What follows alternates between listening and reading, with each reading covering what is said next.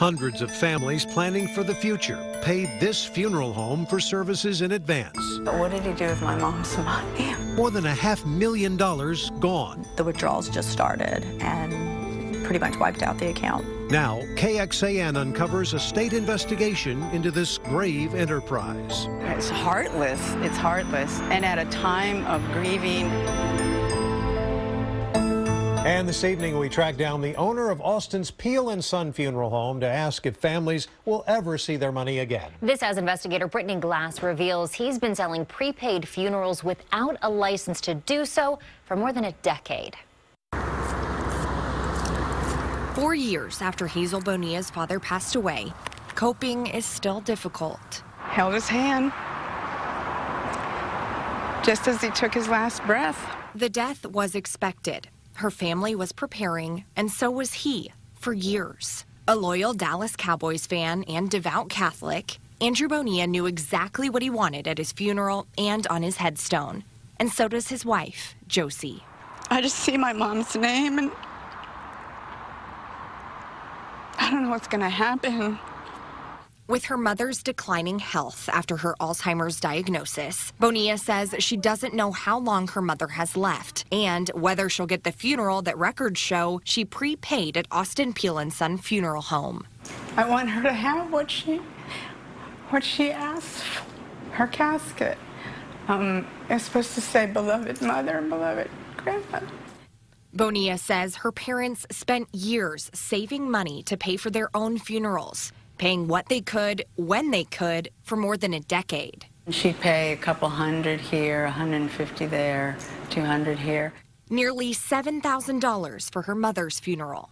But there are concerns about the undated contract the Bonillas had with Peel & Son. And owner Billy Peel left something off too. His signature wasn't on there, the seal wasn't on there, and the license number was not on there, and there was no total.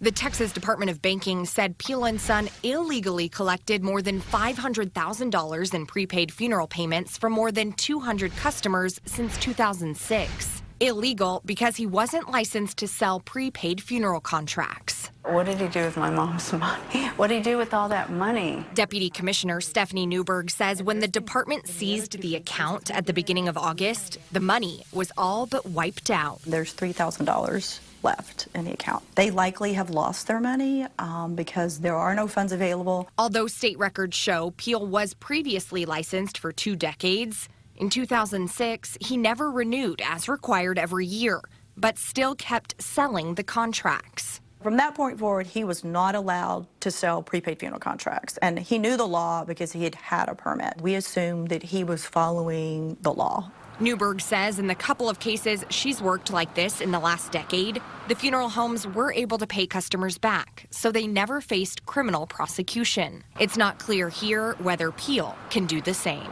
He came in and did say yes, that he had taken the money from these individuals and that he did not have the funds, but that he wanted to honor the contracts and he wanted to try to find a way to repay them. Austin Peel & Son. Hi there, is Mr. Peel available?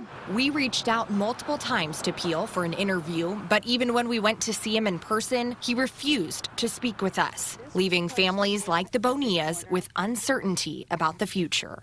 If we have to come up with financial means to get her what she wants, we'll start on it right away. We'll do what we can. We'll get it done. That was Brittany Glass reporting. The Texas Department of Banking will hold a hearing and order Peel to pay back the money owed to families like the one you saw here.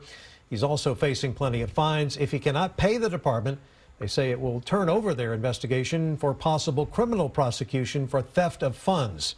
We'll be at that hearing and we will keep you updated.